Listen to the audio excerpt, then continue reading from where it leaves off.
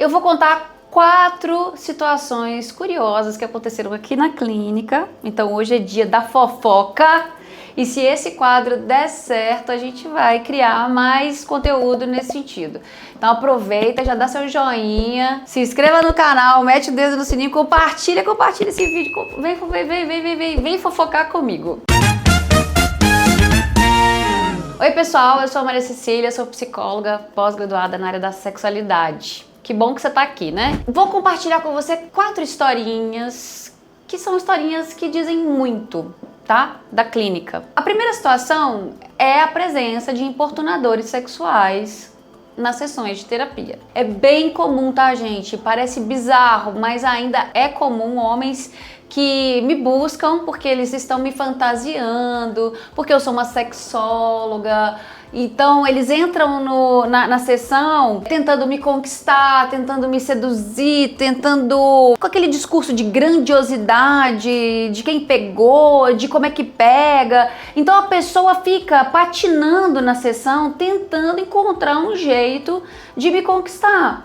Chegou até uma vez o caso do cara ficar pelado mesmo e me mostrar desse jeito.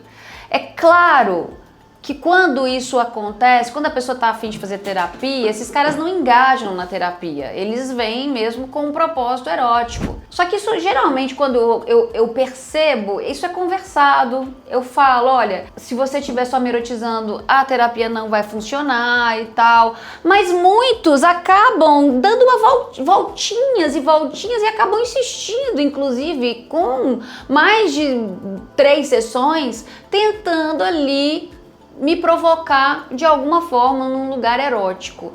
Então, pasmem, é comum homens entrarem em processo para me seduzir. Ainda bem que eu lido muito bem com isso. Tenho uma capacidade clínica que é ótima, não tenho constrangimento, eles não conseguem me constranger e claro que é o melhor de tudo, por isso que eu não atendo presencialmente. Porque homens não dá para atender presencialmente, porque tá cheio de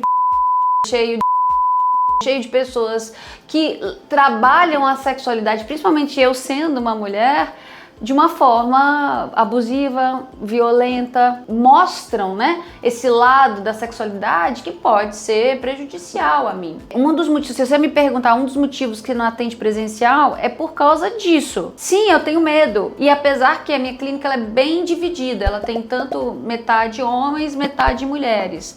E tem uma construção sólida com trabalho com homens, gente. Eu consigo trabalhar com homens, mas homens que querem processo de psicoterapia. Porque primeiro que para você estar num processo de psicoterapia, com ênfase na sexualidade, você precisa querer, você precisa estar com prioridade em resolver as coisas, não de ficar seduzindo e conquistando a psicóloga, porque isso já é parte de uma fantasia. Psicóloga já pressupõe esse lugar íntimo e secreto que ela vai mesmo atiçar alguns homens, tá?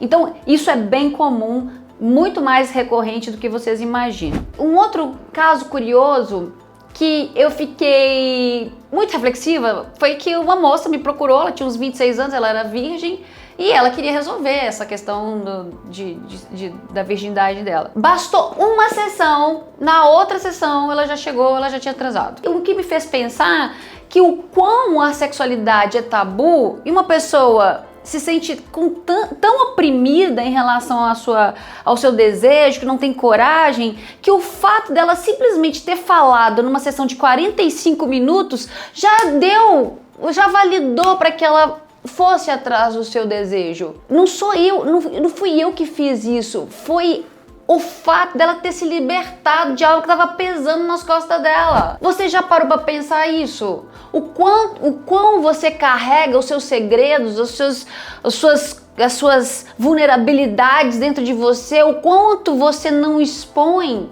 A gente guarda, tem coisa que a gente guarda ali, ó, no fundo do baú, achar 7 chaves e que não pode nem falar sobre. Então esse espaço que foi criado para essa pessoa validou o desejo dela. Foi ela que fez esse movimento. Olha como isso é importante. Foi o movimento dela na procura de uma ajuda que validou tudo que ela pensava. Porque era uma moça interessante.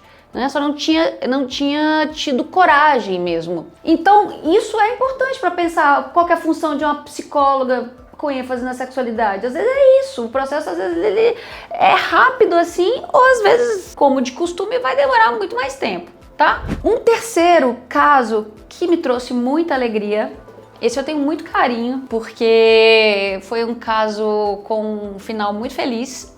Então, um homem me procurou com queixa de disfunção erétil a vida inteira por medo, por ansiedade de desempenho. Tinha passado por um relacionamento extremamente tóxico, um outro relacionamento onde ele camuflou essa disfunção e estava casado, recém-casado, mas em pânico porque não conseguia mais esconder o fato da sua ansiedade. E, detalhe, a esposa queria engravidar. Então, isso era mais que uma questão, mais que uma cobrança, né? Isso era um combinado dentro da relação. Então, nós trabalhamos com muita ênfase na questão da ansiedade, até mesmo, né, gente, porque disfunção erétil, ela chega num nível crônico de ansiedade que seja, eu diria que a gente trata isso como um estresse pós-traumático. Sim, a cabeça da pessoa muda com esse trauma, em relação a isso. É muito ruim, às vezes a pessoa não tem um problema fisiológico, como a maioria dos homens, né? Era um homem jovem, de 40 e poucos anos. Então não era uma questão fisiológica única e exclusiva, era muita ansiedade. Com essa resolução, ele ficou mais em pânico ainda. Final, o que aconteceu? A gente fez um manejo com ele, trabalhei individualmente a ansiedade, depois trouxe a esposa dele para fazer esses acordos, para ele conseguir falar sobre as vulnerabilidades dele. Resultado, ela engravidou. E quando nasceu a criança, a primeira pessoa que ele me mandou mensagem, que ele mandou mensagem foi para mim.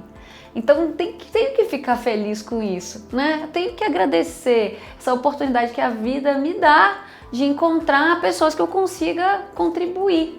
Então isso foi um caso muito especial, eu tenho um grande carinho quando eu lembro desse caso clínico também. O último caso foi um caso curioso e bizarro. Durante a pandemia, todo mundo na quarentena e tal, e já tinha uma presença digital, inclusive, e aí eu recebia ligações e ficava mudo. Nessa época eu atendia mais o celular, né, gente? Porque hoje em dia é até perigoso atender de celular. E a pessoa ligava e ficava muda. Ligava e ficava muda. E eu sabia que tinha alguém ali atrás. Eu sentia uma respiração. Então, por inúmeras vezes ela ligava, oi, tudo bem? Ficava muda e eu desligava. Um dia eu tive a brilhante ideia de falar, você tá precisando de ajuda? Porque nessa época da pandemia muita gente precisava de ajuda. Então você tinha ali as emergências, né? Pessoas que me procuravam. Foi muito solicitado nessa época a saúde mental. A gente entrou num boom ali de explosão de carência mesmo de profissionais da área da psicologia. E aí eu tive a brilhante ideia de perguntar, e aí, tudo bem? E a pessoa se sentiu confortável em falar comigo. O que acontecia? Ele tinha me achado no Instagram e ele estava fazendo o que ele fazia geralmente. Ele ligava para as mulheres, ficava mudo e o prazer dele era ouvir as mulheres xingarem ele. Enquanto as mulheres xingavam, ele batia uma punheta. Ele gostava disso. Ele gostava que as mulheres começassem a ficar nervosas e começassem a ficar descontroladas, entende?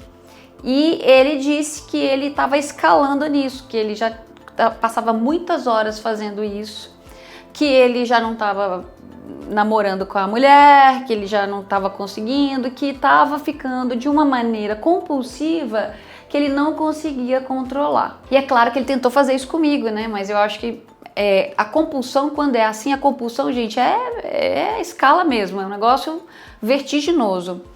Então, ele não cheguei a acompanhá-lo, também poderia ser uma grande mentira também, né? Porque se você não tá ali com a pessoa no real, era uma ligação, e no mundo digital tudo pode acontecer.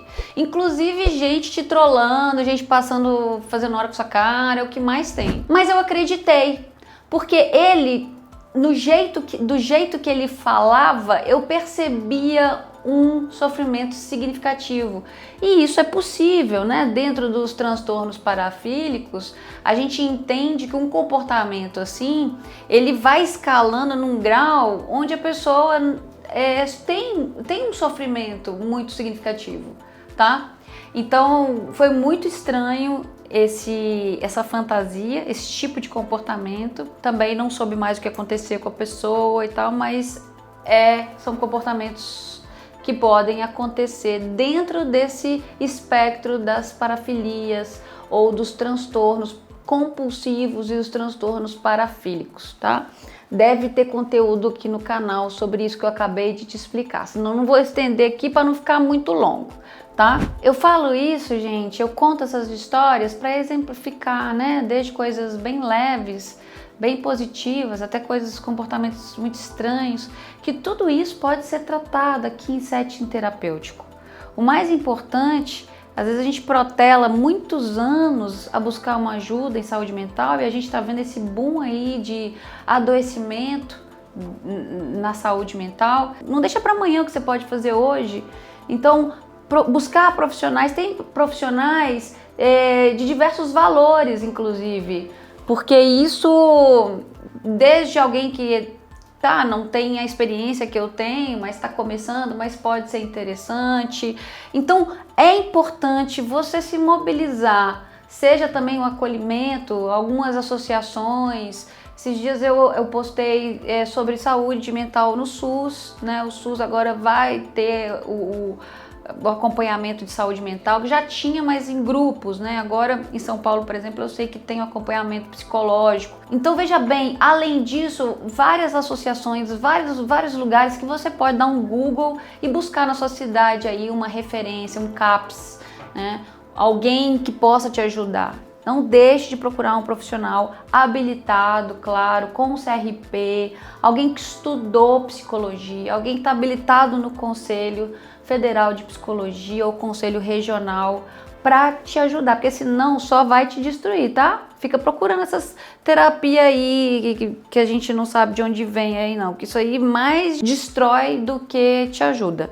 Tá bom? Eu sou a Maria Cecília, eu sou psicóloga e pós-graduada na área da sexualidade. Vem comigo se você gostou desse conteúdo ou se você também é psi, tem um caso assim curioso aí, quiser compartilhar, ou se você já viveu um caso curioso em sessão de terapia, compartilha também, tá bom? Um beijo, se inscreva no canal, mete o dedo no sininho e bora lubrificar a vida. Vem comigo!